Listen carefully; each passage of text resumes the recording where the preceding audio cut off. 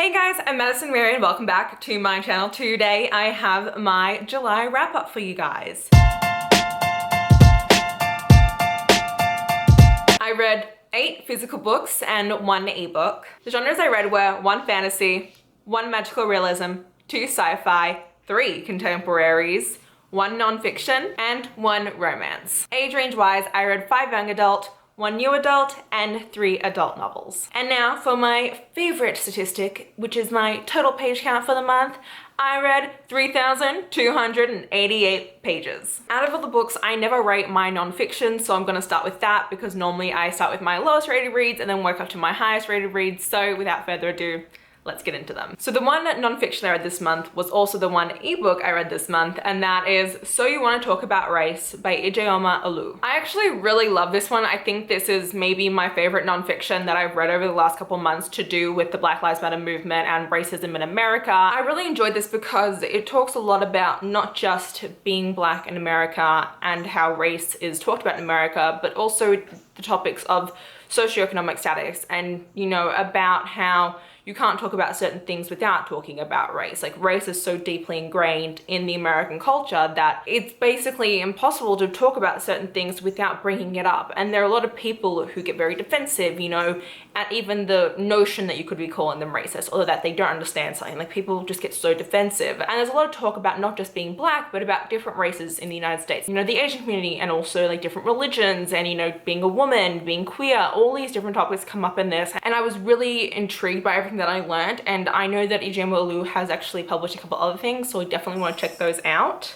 So yes, and that is my non-fiction for the month. Now I'm going to move on to my star rating. So my lowest star rating this month was a 3-star. So I went back and forth for a while about if I wanted to give this book a 3-star, a 4-star, a 3.5-star. Like, there was just a lot going through my mind on this book, and I have ultimately settled on giving it a 3-star, and that is The Princess Will Save You by Sarah Henning. Now, I was super looking forward to this book. I had a lot of high hopes for it, and it just didn't live up to them. So this is a very loose Princess Bride retelling. I say that because it kind of takes the bones of it, but it doesn't really get into the meat of what The Princess Bride is. And the book starts off, the warrior king has died, and his only child, Princess Amarante, is now set to take the throne. The only problem is that the law dictates that a princess cannot take the throne without a king. However, Princess Amarante does not want this. She doesn't want to be married off so that she can have her crown that is rightfully hers. The issue is that there are 3 countries that surround her kingdom, and they have each sent over a prospect to marry her. So when Princess Amarante completely turns this down, they end up retaliating, and one of the kingdoms ends up kidnapping Luca, who is Princess Amarante's childhood friend slash crush, and Luca is a stable boy. So Amarante is given the threat once Luca is kidnapped that if she does not marry Prince X, that then he will be killed. Amarante decides, you know what, no, screw you all, I'm actually just gonna go grab him myself. And so she ends up leaving her general in charge of the kingdom while she goes to go save Luca. And that's basically the premise of this book. Now, one of the biggest issues I had with this was the fact that I never really felt the romance between Luca and Amarante. I got it was there, we were told it was there, but it was basically just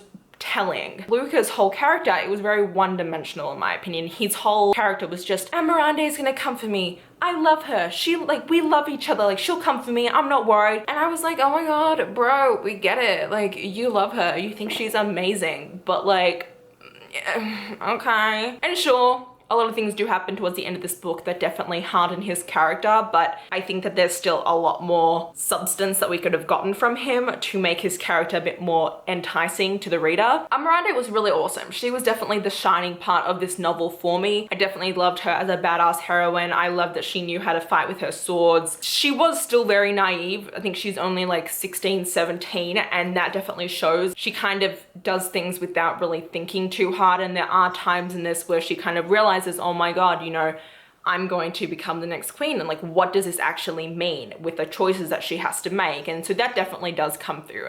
It was a very fast-paced novel, but things were just kind of like, she was literally just trying to find him for all this book, and it got to the point where I was just like, oh my god, like, can she just find him already? Like, the idea was there and it had a lot of potential. It just wasn't executed in the way that I wanted it to be.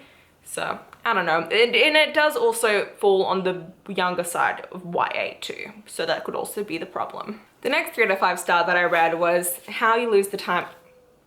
This is How You Lose the Time War.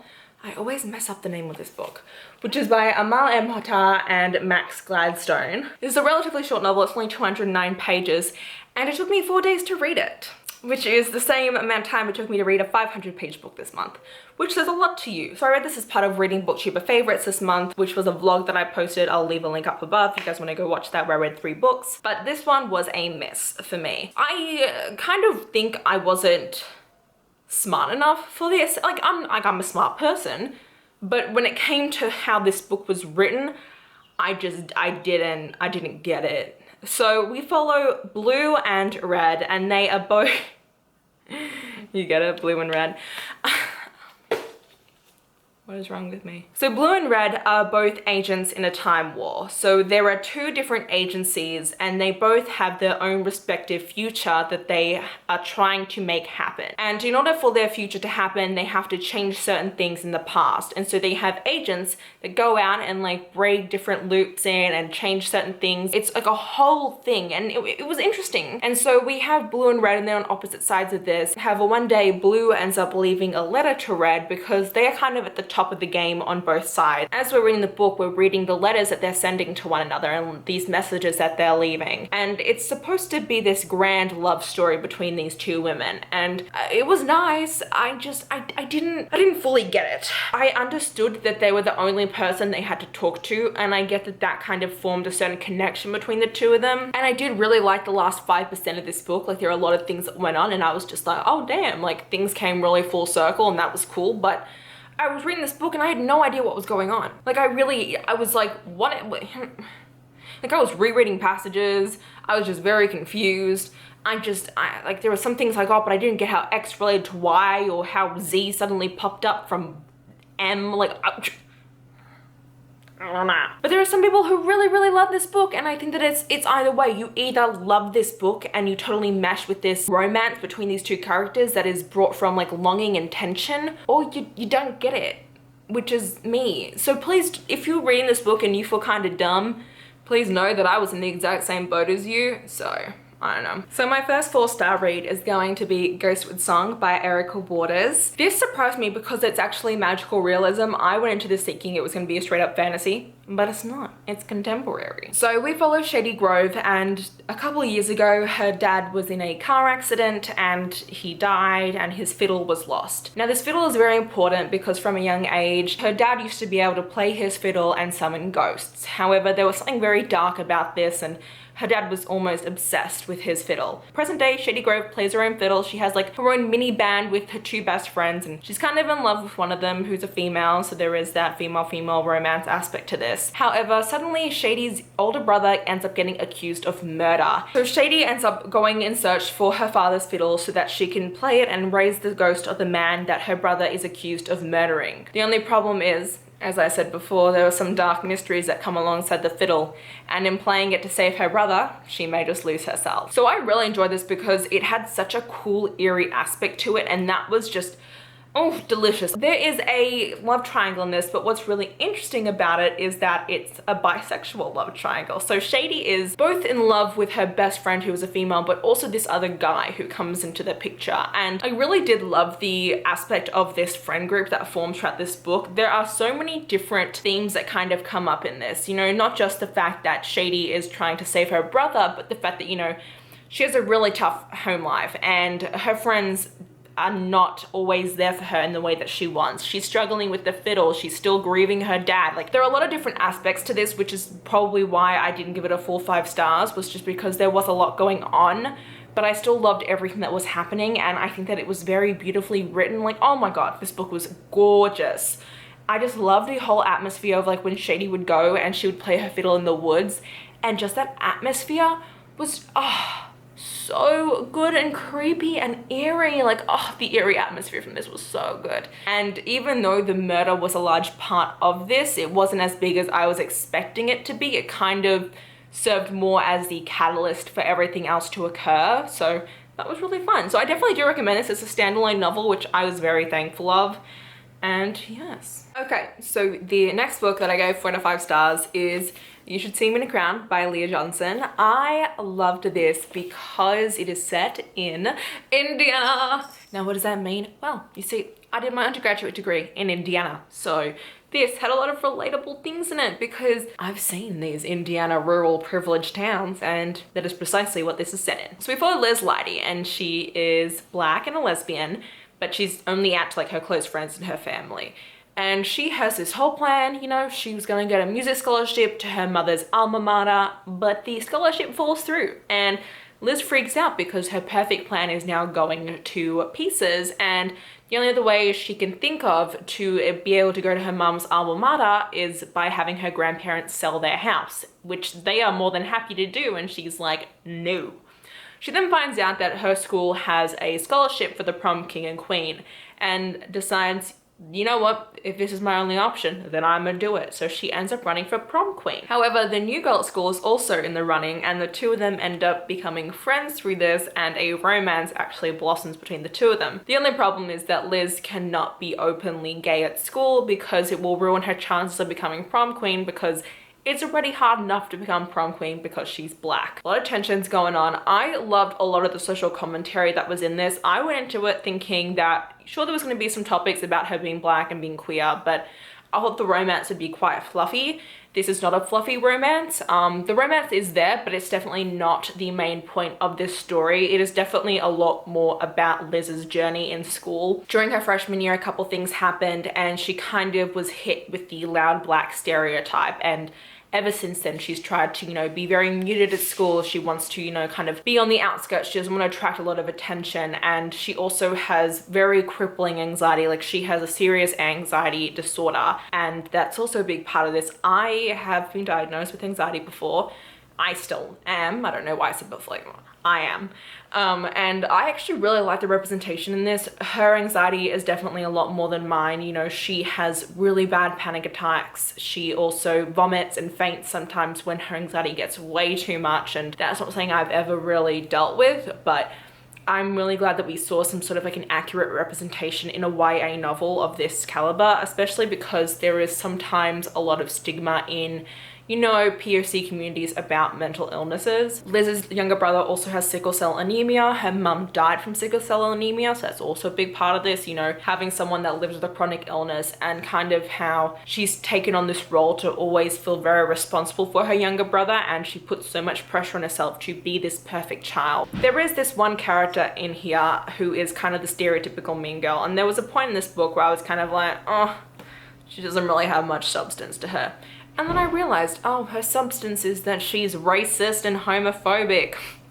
Well, there we go. So she kind of serves as this pillar to show how people, to an extent, can get away with certain things in a white privileged community because they are also white. The thing is, one of the main reasons why this is 4 out of 5 stars is the fact that there is a conflict between Liz and her best friend in this book, and I don't like the way that it was resolved. I feel like Liz forgave her best friend way too easily, and the things that she did, in my opinion, were very unforgivable, and I don't think that they should have kind of gone back to just how they normally were. I think that there should have been more repercussions, but I mean, that's my own opinion. I do want to say that one of my favorite scenes in this book has to do with a old lady at a pizza store.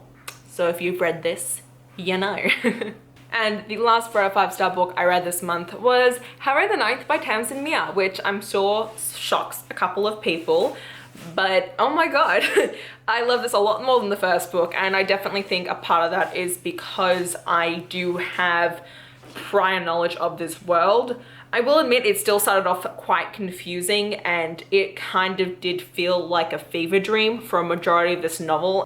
Also this is the sequel to Gideon the Ninth, if you were not aware. ɪନିର୍sᴛᴏ just has this way of writing that you connect to the characters without even realizing that you have. This is a difficult book for me to talk about because it's very confusing, and it's hard to explain it because it is a sequel, and there's just so much to this that I can't say without being spoilery in order to really give my full opinion, because this book is meant to make you feel the entire time like you are also going crazy, like our main character feels like she's going crazy, and you're kind of in this boat alongside her, and it gets to a point where you're just sitting there and you're like, but what is really happening?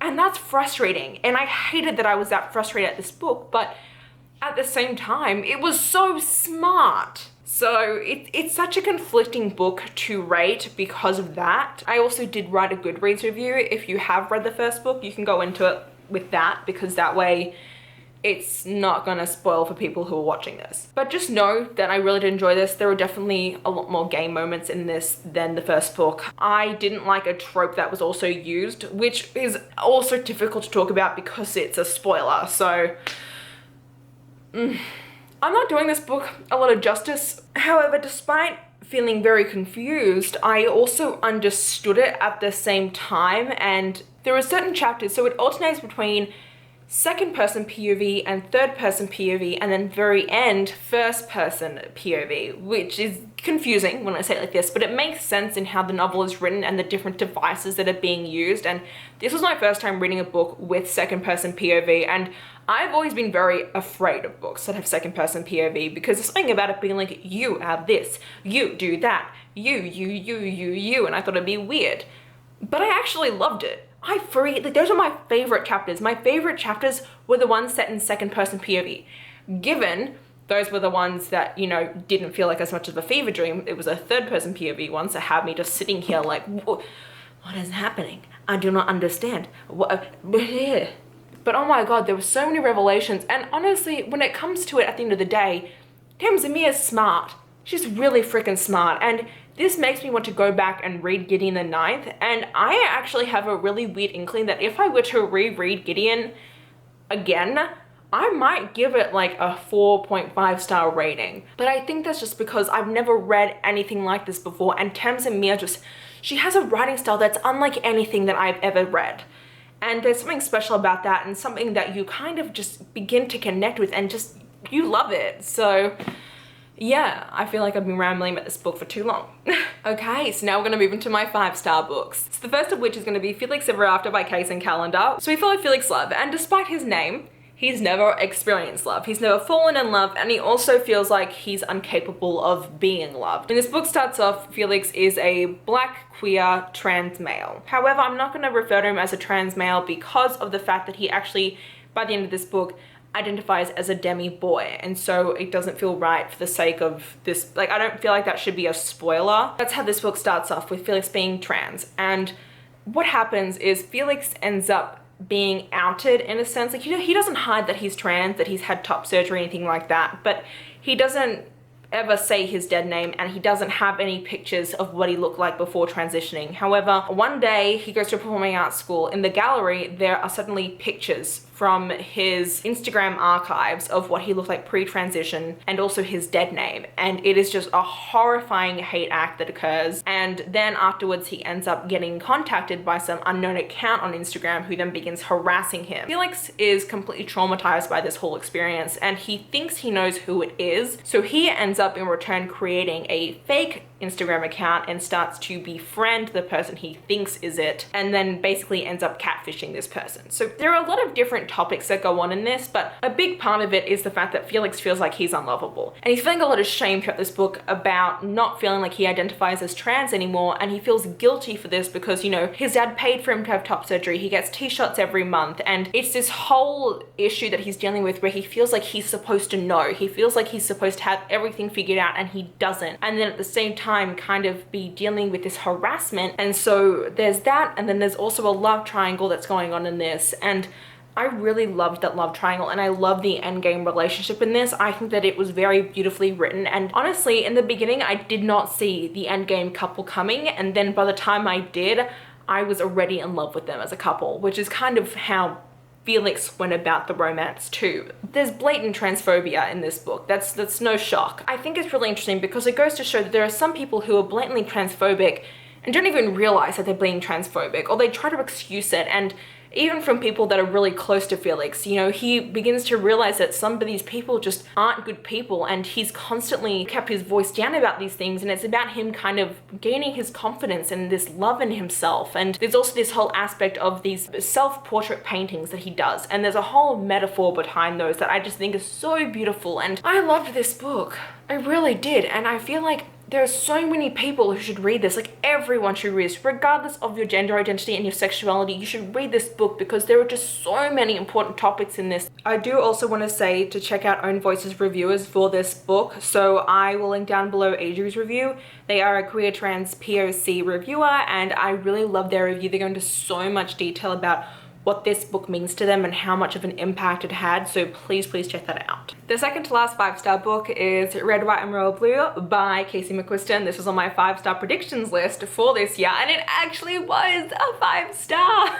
So if you guys don't know what this book is about, even though it's been all over the community for the last year or so, we follow Alex Claremont Diaz. His mother is the first female president of the United States, and we are about to go into her second term, but she has to go into re-election first. So we're in re-election series when this occurs, and it's actually 2020, which is so funny and so different from our current 2020. What happens at the beginning of this book is that the first family get invited to England to go to the wedding of one of the royal princes. Alex has had it in for the youngest royal prince forever. And while they're there, they have a bit of an argument and they fall into the royal wedding cake. And this ends up getting spread to the media that there is a lot of tension between the countries, and there's a feud between these two younger sons and all this stuff. And so they end up sending Alex back to England in order to make friends with the prince, who's Prince Henry, for the media, so the media can more be oh, they're actually best friends. Thing is that as Alex and Henry begin to be forced to spend time together, they actually begin to start a friendship that then kind of begins to become more of a relationship. However, it's hard for them because they are both in the public spotlight and because they are both such pivotal characters for their countries. Now, I love this book wholeheartedly. I was giggling, I was laughing, I was having a riot of a time with it. I cannot believe I put it off for so long because I was afraid of it. I was afraid of the politics, and it turns out that I actually learnt politics from this. And I really loved all of our characters, so not just Alex. We also have his sister June and their best friend Nora, and the three of them the White House trio. And then we have Henry and his older sister Bea, and then his best friend Pez. And the 6 of them together are just such an amazing cast of characters. The romance between Henry and Alex was just so great, and I could reread this book easily and fall in love with these characters all over again, and the romance that goes on, and just all of them, it's so good. I wish I tabbed it. I'm kicking myself that I didn't tab this book, but we all make mistakes in life, guys. And then the last 5 out of 5-star book I read was American Royals by Katharine McGee. This took me by surprise. I did not think this was going to be a 5-star book. Honestly, I was expecting it to be a 4-star book, and then I started it and I was obsessed. So this is the idea of what if George Washington didn't become the first president, but actually continued the monarchy here in the United States, and we're following his descendants years later. So we follow the current royal family, and that is Princess Beatrice, Princess Samantha, and Prince Jefferson. So they're the current 3. Jefferson and Samantha are both the younger twins, and so Beatrice is currently the crown princess. So she is actually going to become the first queen regent, which is a whole thing to have the first queen kind of ruling in her own.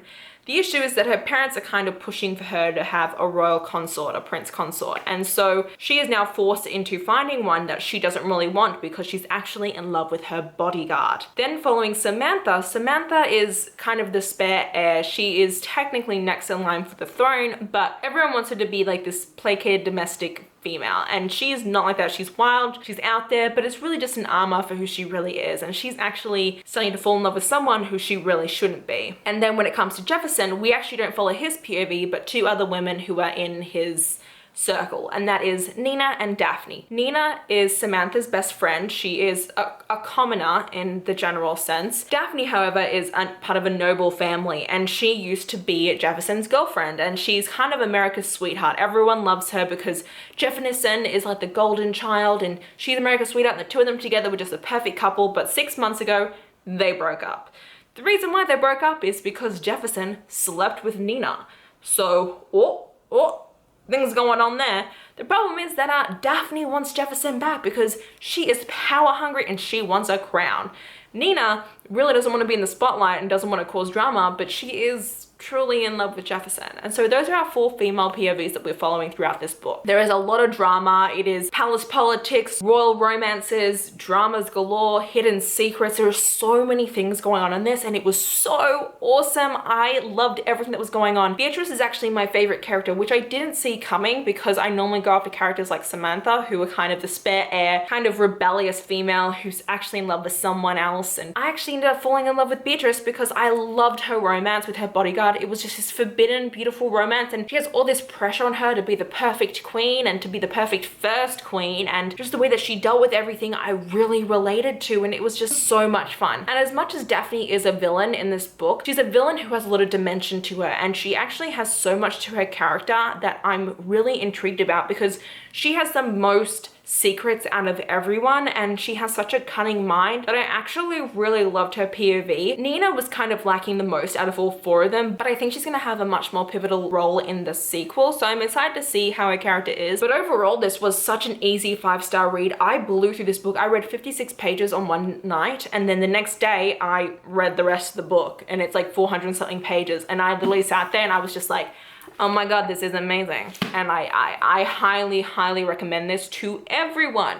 Pick up this book because unlike everyone else, you won't have to wait ages for the sequel because it comes out soon, which makes us so lucky. And yes, that is it for my July wrap up. I hope you guys enjoyed this video. If you did, please hit the like button down below. If you want to see more of me, please go to my channel. And until next time, thanks a bunch, guys. Bye.